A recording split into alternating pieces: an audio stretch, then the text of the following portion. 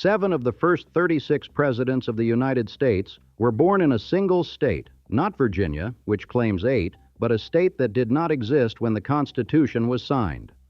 Ohio entered the Union in 1803 with a population smaller than modern-day Dayton.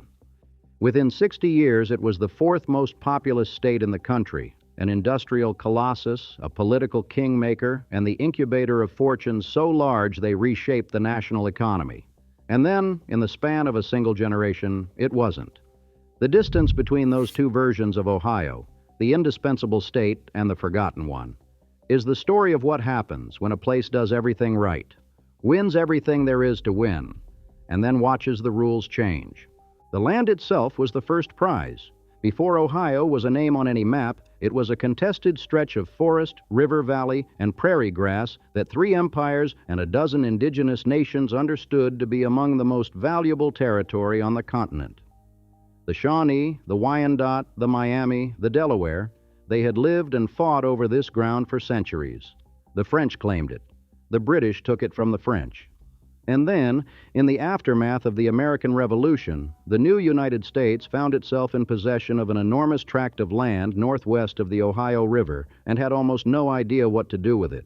The federal treasury was empty. The Continental Army was owed back pay. The states were quarreling over western land claims. The answer to all of these problems turned out to be the same answer: sell Ohio.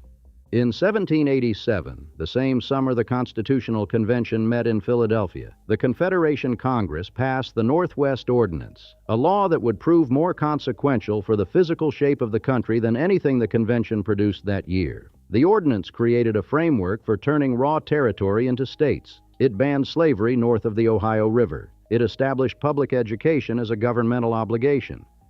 And it created a system for surveying and selling land in orderly rectangular parcels, a grid imposed on wilderness, drawn from a desk in New York. Ohio was the test case. Every state that followed, Indiana, Illinois, Michigan, Wisconsin, and eventually most of the West, would be organized according to the template that was first applied here. If the Constitution was the nation's operating manual, the Northwest Ordinance was its real estate prospectus, and Ohio was the first lot on the market. The men who bought that lot were not frontiersmen. They were New England speculators, Revolutionary War veterans with land bounties to redeem, and congregational ministers who saw the Ohio country as an extension of the New England experiment. In March of 1786, 11 of them gathered at the Bunch of Grapes Tavern in Boston and formed the Ohio Company of Associates. Their leader was Manasseh Cutler, a Yale-educated minister who doubled as a lobbyist of considerable skill. Cutler negotiated a deal with Congress to buy 1.5 million acres along the Ohio River for roughly 8 cents an acre, and he did it partly by bundling the purchase with a separate, more profitable deal for a group of well-connected congressmen. The first organized settlement in Ohio, Marietta, was founded in 1788 at the confluence of the Muskingum and Ohio rivers. It was named for Marie Antoinette, a gesture of gratitude toward France for its help in the Revolution, gratitude that would seem darkly ironic within 5 years. But the grid on the map did not match the reality on the ground. The indigenous nations who held this land had never ceded it, and the settlement of Ohio triggered a war. In 1790 and 1791, the United States Army marched into the Ohio country and was twice defeated, the second time catastrophically. General Arthur St. Clair, the governor of the Northwest Territory, led 1,400 men into the forests near present-day Fort Recovery and lost more than 600 of them in a single morning. It was the worst defeat the United States Army would suffer at the hands of indigenous forces until the Little Bighorn, 85 years later. President Washington, furious, sent General Anthony Wayne west with a larger, better-trained force. Wayne spent 2 years drilling his men before engaging the Western Confederacy at the Battle of Fallen Timbers in 1794. The Treaty of Greenville that followed opened most of southern and eastern Ohio to settlement. The cost, to the Shawnee, the Miami, the Wyandot, the Delaware, was nearly everything. With the land question settled by force, Ohio filled up faster than any territory before it. Population went from 45,000 in 1800 to 230,000 in 1810. The pace was so fast that Ohio became a state in 1803 with a constitution written in 25 days and a capital placed temporarily in Chillicothe, a town on the Scioto River that had the advantage of existing. The first Ohio Constitution was a peculiar document. It created a legislature so powerful that the governor could not veto legislation, and the Supreme Court was required to ride circuit to every county in the state every year. The legislature appointed judges, the Secretary of State, and the treasurer. The governor had almost no independent authority. This was a deliberate choice. The men who wrote the 1803 Constitution were Jeffersonian Republicans who distrusted executive power, and they built a government that reflected that distrust. It would take half a century for the consequences to become unbearable. But even before Ohio had a functioning government, it was already fighting over its borders. The Northwest Ordinance had described the boundary between Ohio and what would become Michigan as a line drawn east from the southern tip of Lake Michigan. The problem was that nobody in 1787 knew exactly where the southern tip of Lake Michigan was. When Ohio drafted its Constitution in 1802, its delegates drew the northern boundary slightly higher than the ordinance seemed to require, high enough to include the mouth of the Maumee River and a small settlement called Toledo. Michigan objected. The dispute festered for 30 years, and when Michigan applied for statehood in 1835, it erupted into a genuine crisis. Both sides mobilized militias. Ohio's Governor Robert Lucas marched troops to the border. Michigan's 23-year-old governor, Stevens T. Mason, the boy governor, passed a law threatening to jail any Ohio official who tried to exercise authority in the disputed strip. The only casualty of the so-called Toledo War was a Michigan sheriff stabbed with a penknife in a tavern brawl. The wound was not serious. The outcome was. President Andrew Jackson sided with Ohio. Ohio was a state with electoral votes. Michigan was a territory with none, and Congress brokered a deal. Ohio kept Toledo and the mouth of the Maumee. Michigan received statehood and, as compensation, the western three-quarters of the Upper Peninsula, 9,000 square miles of land that the Detroit Free Press dismissed as a wilderness of perpetual snows. Within a decade, miners would find copper and iron there in quantities that made it one of the most valuable pieces of real estate in North America. Toledo, meanwhile, became a respectable mid-sized city, but it never became the commercial capital that Ohio's delegates had imagined when they moved the border. What did transform Ohio from a frontier state into an economic power was not a border, but a ditch. Two of them, actually. By 1820, Ohio had more than 500,000 people, but most of them were subsistence farmers trapped by geography. The Appalachian Mountains cut off access to eastern markets. Sending goods overland by wagon cost $125 a ton. Floating produce south to New Orleans on flatboats was cheaper, but slow and unreliable. Then New York began building the Erie Canal, and Ohio watched. Governor Ethan Allen Brown, no relation to the Vermont Revolutionary, championed a canal system that would connect Lake Erie in the north to the Ohio River in the south. On the 4th of July, 1825, Governor DeWitt Clinton of New York turned the first spadeful of earth for the Ohio and Erie Canal near the village of Licking Summit. The symbolism was intentional. New York's canal had made New York the commercial center of the nation, and Ohio intended to follow the same playbook. The Ohio and Erie Canal ran 308 miles from Cleveland on Lake Erie to Portsmouth on the Ohio River, passing through Akron, Coshocton, and Chillicothe. A second canal, the Miami and Erie, connected Cincinnati to Toledo. The cost of shipping dropped from $125 a ton to $25. Crossing the state went from a journey of weeks to a journey of days. The effects were immediate and transformative. Along the canal route, villages became towns and towns became cities. A farmer named Stephen Frazee, who in 1824 owned a single cow and lived in a log cabin along a stagecoach road, by 1827 owned 8 cows, was shipping dairy products on the canal, and had built a 2-story brick house facing the waterway. His house still stands on the National Register of Historic Places. It is a monument not to a man but to a piece of infrastructure. By 1840, Ohio's population had passed 1.5 million. By 1850, it was the third most populous state in the Union, a position it would hold, with minor variation, for the next century. The canals built that, but the canals also built something else. the state's internal geography of power. Cleveland, sitting at the northern terminus of the Ohio and Erie Canal and on the shore of Lake Erie, became the gateway between the East Coast and the interior. Cincinnati on the Ohio River became the gateway to the South and the Mississippi.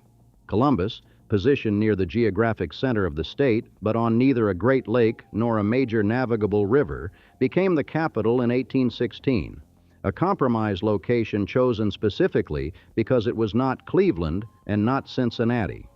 This triangle, Cleveland in the northeast, Cincinnati in the southwest, Columbus in the middle, would define Ohio's political and economic life for the next 2 centuries. It is the reason Ohio has never been a one-city state. It is also the reason Ohio has always been internally divided in ways that most other states are not. The canals had one more consequence that no one at the time could have foreseen. When the state hired an engineer named James Geddes to survey the canal route, Geddes had to find the highest point between Lake Erie and the Ohio River, the watershed divide where water could flow in either direction. That point was near a small settlement that had been named Akron, from the Greek word for high. The canal passed through Akron, and the locks required to raise and lower boats created a steady supply of water power. A young doctor from Jamestown, New York, named Benjamin Franklin Goodrich, was looking for a place to move his small rubber business. He considered Cleveland, but John D. Rockefeller's oil operations had already claimed the city's industrial infrastructure. Goodrich received a flyer from the Akron Board of Trade advertising cheap factory sites and abundant water from the canal. He moved his operation to Akron in 1871. Within 40 years, Akron would be the rubber capital of the world, home to Goodrich, Goodyear, Firestone, and General Tire. And all of it traced back to the canal, to the locks, to the water, to the spot where James Geddes found the highest ground. The Civil War made Ohio an industrial state in a way that even the canals could not. Ohio was already the 3rd most populous state in the Union and among the most fiercely anti-slavery, particularly in the northeast corner, the Western Reserve. This region had been settled almost entirely by New Englanders, specifically by families from Connecticut who had bought land from the Connecticut Land Company in 1795. Connecticut had retained 3 million acres in the northeast corner of Ohio under the terms of its original royal charter, selling the land for $1.2 million to fund public schools back in Connecticut. The settlers who came brought their architecture, their town square layouts, their congregational churches, and their abolitionist convictions. John Brown, the militant abolitionist who would be hanged for his raid on Harper's Ferry, grew up in Hudson, Ohio, in the heart of the Reserve. When telegraph wires carried the news of his execution in December 1859, communities across the Western Reserve tolled their church bells. Harriet Beecher Stowe, who lived in Cincinnati for 18 years before writing Uncle Tom's Cabin, drew directly on what she had witnessed along the Ohio River, the border between freedom and slavery. Ohio sent more than 300,000 men to the Union Army, the 3rd largest contribution of any state. But the war's most important impact on Ohio was economic. Cleveland's iron foundries cast gun carriages and railroad equipment. By 1863, 22% of all ships built for the Great Lakes were built in Cleveland, a figure that jumped to 44% by 1865. The city's banks held $2.25 million in capital and $3.7 million in deposits. Coal production in eastern Ohio, which had been modest before the war, skyrocketed in the decades afterward, from 5 million tons annually in the early 1870s to 10 million by the early 1880s and 20 million by the turn of the century. The war found Cleveland a commercial village and left it a manufacturing city. A historian named Chris Field Johnson wrote that at the time, and the line stands as the most concise summary of what the conflict did to Ohio.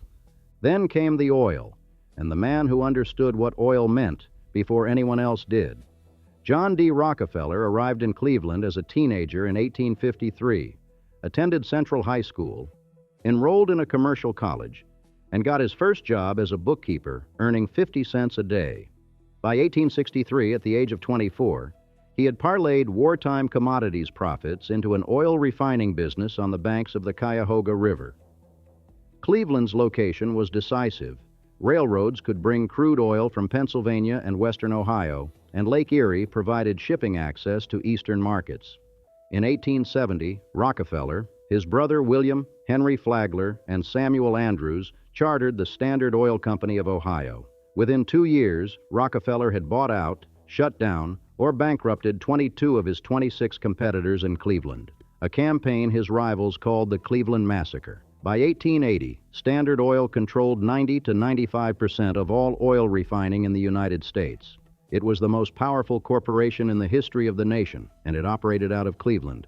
The Standard Oil Trust, a legal structure that placed the stock of 40 separate companies under the control of 9 trustees, was organized in 1882. It was, in effect, the invention of the modern conglomerate. Ohio's own Attorney General filed the lawsuit that dissolved the trust in 1892, and Ohio Senator John Sherman gave his name to the Sherman Antitrust Act of 1890, the federal law that would eventually be used to break Standard Oil into pieces in 1911. The irony is precise. The state that incubated the most powerful monopoly in American history also produced the legislation and the legal action that destroyed it. Ohio was simultaneously the problem and the solution, and this duality, this capacity to contain opposites, runs through the state's entire story.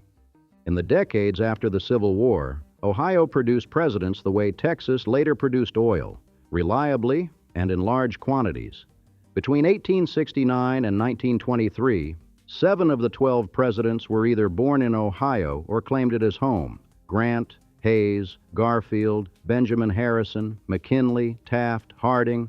The list is so long it begins to sound like a roll call, and the political mechanics behind it are worth understanding.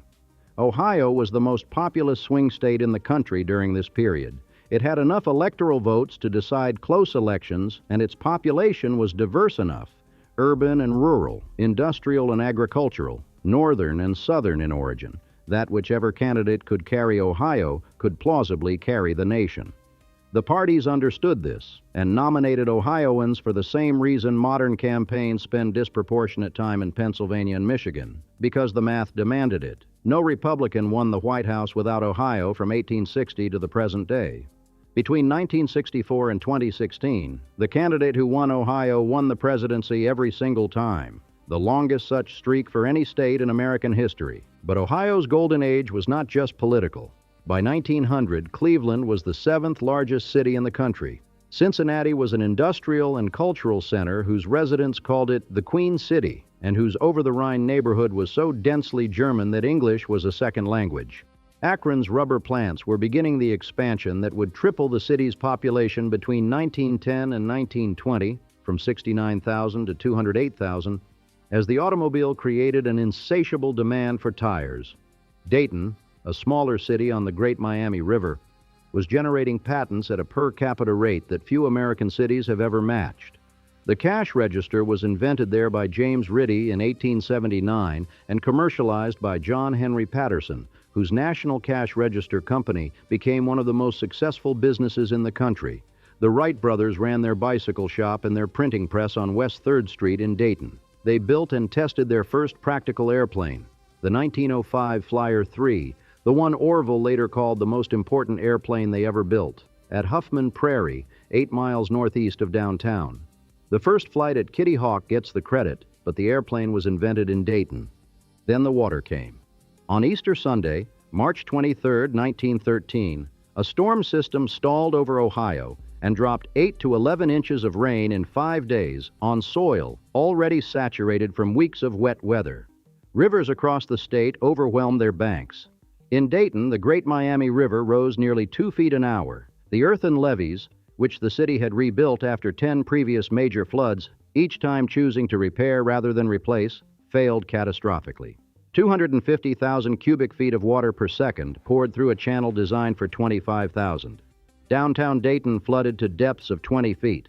Gas mains broke and fires erupted in streets already submerged. 467 people died statewide, 123 in Dayton alone, 93 in Columbus, 100 in Hamilton. 65,000 were displaced. Property damage exceeded $100 million, roughly $3 billion in today's currency. The canal system, already declining in the face of railroad competition, was destroyed. The floods of 1913 ended the canal era permanently and wrecked dozens of canal-dependent towns that never recovered. The response in Dayton was extraordinary and revealed something essential about Ohio's character, an instinct for engineering solutions to problems that other states might simply endure. John H. Patterson, the president of NCR, converted his factory into a relief station and a construction site for rescue boats. More than 10,000 people were rescued by boats built in that factory. Governor James Cox, the same James Cox who would later run for president against Warren Harding, declared martial law and appealed to Washington for aid. But in 1913, disaster relief was not a federal function. The community rebuilt itself. The Dayton Citizens Relief Commission raised over $2 million. The state legislature passed the von der Heide Act, enabling the creation of conservancy districts, a legal framework that allowed regional flood control planning across political boundaries. The Miami Conservancy District, established in 1914 and operational by 1922, built 5 dry dams upstream of Dayton. The city has not flooded since. It was one of the first comprehensive flood control systems in the United States, and the legal structure that made it possible, the Conservancy District, was copied by other states across the country. Dayton's catastrophe became Dayton's export. By 1920, Ohio was approaching the peak of its national influence. It was the 4th most populous state. Its industrial output was staggering. Rubber in Akron, steel in Youngstown and Cleveland, glass in Toledo, machine tools in Cincinnati, cash registers and airplane parts in Dayton, oil refining scattered across the northern tier. Its political weight was unmatched. And yet by 1920, the structural weaknesses that would unravel everything were already embedded in the economy. 90% of Akron's industrial employment depended on rubber. Youngstown's economy was steel and almost nothing else. Cleveland's manufacturing base was broad but aging. Each city was essentially a company town or close to it, and the prosperity that the companies generated made the dependence invisible. No one worries about concentration when the money is flowing. The Cuyahoga River, which runs through the industrial heart of Cleveland, caught fire in 1868, and then again in 1883, 1887, 1912, 1922, 1936, 1941, 1948, and 1952. The 1952 fire caused over $1 million in damage. None of these fires became national news. They were considered the cost of progress, the price a river paid for running past steel mills, oil refineries, and paint factories that discharged hundreds of millions of liters of industrial waste directly into the water every day. When the Cuyahoga burned again on June 22, 1969, the fire was relatively minor. Some flames from an oil slick ignited by sparks from a passing train, extinguished by firefighters within half an hour. But the timing was different. The nation's mood had shifted. Time magazine ran the story alongside a photograph, which was actually from the 1952 fire, not the 1969 one.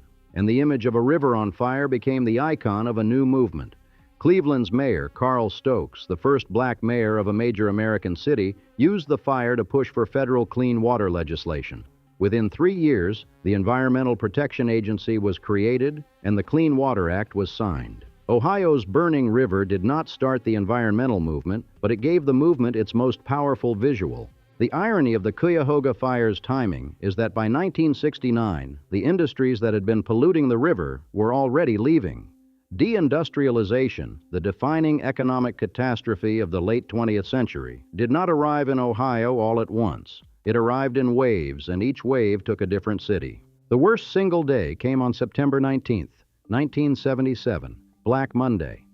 That morning, at the Boardman offices of Youngstown Sheet and Tube, the company announced that the Campbell Works, the Mahoning Valley's largest steel mill, would close by the end of the week.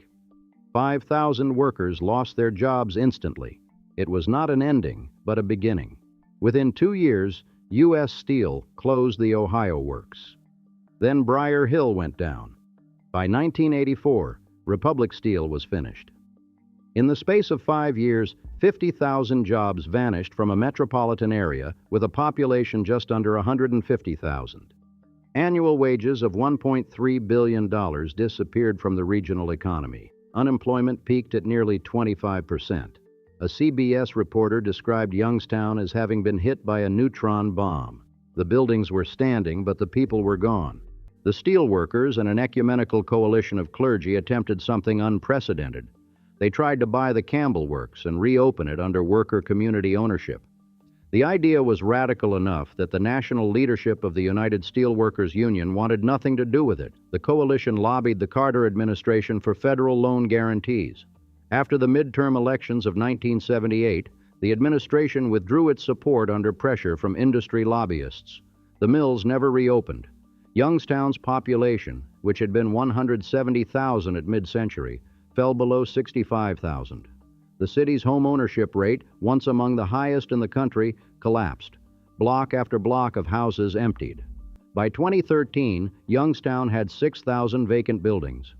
Akron lost its rubber. The tire companies, Goodyear, Firestone, General Tire, Goodrich, did not disappear, but they moved their manufacturing to the Sun Belt and overseas, where labor was cheaper and unions were weaker. Akron's population, which had peaked above 290,000 in 1960, fell by more than a third. Cleveland lost steel, oil refining, automobile parts, and machine tools. Its population fell from 914,000 in 1950 to fewer than 400,000 by 2010, a loss of more than 500,000 people. Dayton lost NCR, which moved its headquarters to Georgia in 2009, and Meade Paper and General Motors parts plants, and 15,000 manufacturing jobs over 3 decades. Cincinnati lost less dramatically. Its economy was more diversified, but it still shed 66,000 residents between 1990 and 2016. Every major manufacturing city in Ohio lost population. The only exception was Columbus, the state capital, which grew by annexing surrounding suburbs and whose economy, anchored by state government and Ohio State University, had never depended on heavy industry in the first place. Columbus added nearly 200,000 people while the rest of the state contracted. It is now the largest city in Ohio by a wide margin, a reversal that would have been unthinkable in 1950, when Cleveland was 4 times its size. The university in Columbus, Ohio State, deserves its own accounting because its role in the state exceeds anything a typical university does. With a main campus enrollment that has exceeded 60,000 students, it is one of the largest universities in the country. Its endowment, its medical center, its research expenditures, and its football program, a program so central to the state's identity that autumn Saturdays in Columbus essentially halt civic life, make it an institution of a scale that functions less like a school and more like a small economy embedded within a larger one. For the audience that remembers Ohio, Ohio State is often the first word they associate with it. The Buckeyes' football rivalry with Michigan, a state with which Ohio has been in competition since the Toledo War of 1835, is the longest running and most intense in college football. And it is not a coincidence that it maps onto a territorial dispute that is nearly 2 centuries old. Ohio's decline as an industrial state did not happen because the state made errors. It happened because the national economy shifted beneath the state's feet. Manufacturing moved south, moved overseas, automated. The industries that had made Ohio powerful, steel, rubber, machine tools, glass, automotive parts, were the industries most exposed to foreign competition and most susceptible to automation. Ohio was not punished for weakness. It was punished for having been the strongest version of something the country no longer needed as much of. The state that had been the test case for Western expansion, the laboratory for canal building, the birthplace of Standard Oil and the legislation that broke it up, the arsenal of 2 world wars, the swing state that picked every president for half a century, that state discovered that the qualities that had made it indispensable were the same qualities that made it vulnerable. The 1851 Constitution, which still governs Ohio today, was itself a product of crisis. The original 1803 document had concentrated so much power in the legislature that by the 1840s, Ohio's General Assembly was widely perceived as corrupt, subsidizing private canal companies, granting special privileges in corporate charters, accumulating debt that the state could not service. A cholera epidemic forced the 1850 Constitutional Convention to relocate from Columbus to Cincinnati. The new Constitution stripped the legislature of much of its power, created elected judgeships, imposed debt limits, and for the first time gave voters the ability to amend the Constitution directly. In 1912, a progressive-era constitutional convention added provisions for home rule for cities, initiative and referendum, workers' compensation, and a minimum wage for women, a package that made Ohio one of the most progressive states in the country, at least on paper. These provisions remain in the Constitution. They are part of the reason Ohio's political culture has never fit neatly into conservative or liberal categories. The state has always contained both impulses, held in tension, with the balance shifting depending on which Ohio you were standing in. There have always been at least two Ohios and sometimes three.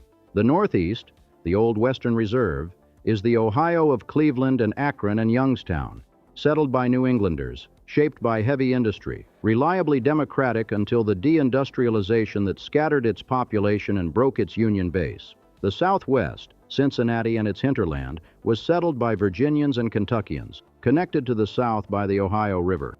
Culturally conservative, commercially sophisticated, home to Procter & Gamble and Kroger and a German immigrant population that built breweries and concert halls and a sense of civic order that visitors from the Northeast sometimes found oppressive. And then there is the middle, Columbus, the capital, the university town, the state government center, the city that avoided heavy industry and therefore avoided heavy industry's collapse, the city that grew while everything around it shrank. The people who came to Ohio tell the story as clearly as the industries they built.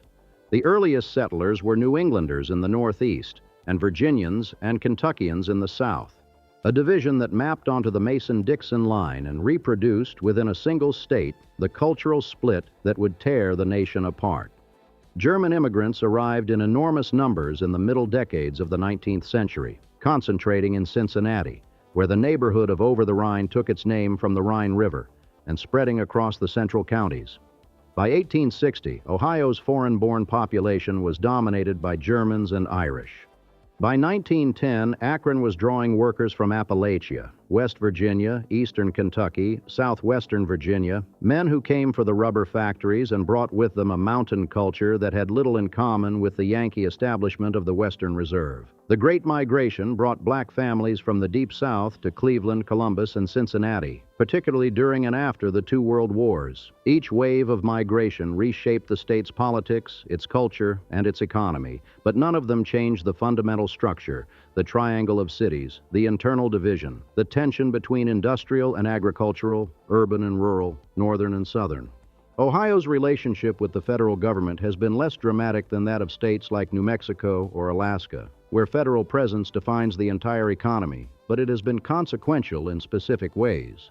Wright-Patterson Air Force Base, outside Dayton, has been one of the largest military installations in the country for over a century, and the research conducted there, in materials science, avionics, weapon systems, has anchored Dayton's economy even as its private manufacturing base eroded. The federal highway system, which routed Interstate 70 through Columbus and Interstate 80 across the northern tier, reshuffled the state's economic geography in ways that echoed what the canals had done a century earlier, elevating some towns, bypassing others, and making Columbus more central than it had been before. The Ohio River itself, the state's southern border for its entire length, is the thread that connects everything. It is the reason Ohio exists. The Northwest Ordinance defined the territory as the land northwest of the river. The river was the boundary between free and slave states, the route of the Underground Railroad, the highway for flatboats carrying corn and pork to New Orleans, the source of water power for Cincinnati's mills, the barrier that kept Kentucky's influence on one side and Connecticut's influence on the other. Harriet Beecher Stowe's Eliza crosses a frozen Ohio River in Uncle Tom's Cabin, and the scene is set where it is because the Ohio River was the most important moral boundary in pre-Civil War America. The river shaped the state's economy, its demographics, its politics, and its literature. It still does, though fewer people now live along it. The 1912 Constitutional Convention deserves a closer look because it reveals something about Ohio that the industrial statistics alone cannot capture. The delegates who gathered in Columbus that year were animated by the progressive movement and the amendments they proposed. 41 of them, of which 33 were adopted by voters, constituted one of the most ambitious reforms of state government attempted anywhere in the country. They gave cities home rule, which freed Cleveland and Cincinnati from the stranglehold of a rural-dominated legislature. They established the initiative and referendum, allowing citizens to propose and vote on laws directly. They created a workers' compensation system. They imposed limits on working hours, and they came within a handful of votes of granting women's suffrage 8 years before the 19th Amendment did it nationally. The 1912 convention was, in many ways, the high water mark of Ohio's capacity for self-reinvention, a moment when the state looked at its own problems and chose to address them structurally rather than incrementally. Whether that capacity still exists is a question the state has not yet answered. Today, Ohio's population is approximately 11.5 million, essentially unchanged from 1970. In that same period, the national population grew by more than 50%. States that were smaller than Ohio in 1960, Texas, Florida, Georgia, North Carolina, have surpassed it. Ohio's congressional delegation, which once numbered 24 seats and was the third or fourth largest in the House, has shrunk to 15. The state still manufactures more than all but a handful of states. It remains third in manufacturing employment, behind only California and Texas, but the factories that remain employ fewer people, pay differently, and make different things. The steel mills that glowed orange over the Mahoning Valley at night are gone. The rubber factories that tripled Akron's population in a single decade are gone. The refineries along the Cuyahoga are gone. What remains is a landscape shaped by those industries: the rail yards, the warehouse districts, the workers' housing, the union halls, the grand civic buildings that companies and their owners built when they believed their presence was permanent. In Youngstown, the blast furnaces stood rusting for years before they were torn down. A few were left standing deliberately, the way some cities leave a ruin in the center of town as a reminder. At night, the sky over the Mahoning Valley is dark now. Residents who grew up in the 1960s and 1970s remember when it was orange, the glow from the mills, visible for miles, a color so constant that people set their clocks by the shift change whistle and read the health of the local economy in the shade of the sky. The silence was the hardest thing to get used to, several of them said later. Not the unemployment, not the poverty, not the empty houses. The silence. The mills had made a sound that was always there, a low industrial hum that you stopped noticing until it stopped. And then its absence was the loudest thing in the city. On the canal towpath outside Akron, where mules once pulled barges loaded with grain and coal, joggers and cyclists now follow a paved trail through the Cuyahoga Valley. The Frazee House, the brick house that the dairy farmer built when the canal made him prosperous in 1827, still stands, facing the old waterway. It is a handsome building, solid, built to last by a man who believed the good times would continue. It is a monument to a particular kind of American faith, that if you built the right piece of infrastructure in the right place, the prosperity that followed would be permanent. Ohio built more of that infrastructure and built it better and believed in it longer than almost any other state. The canal towpath is quiet now. The water barely moves.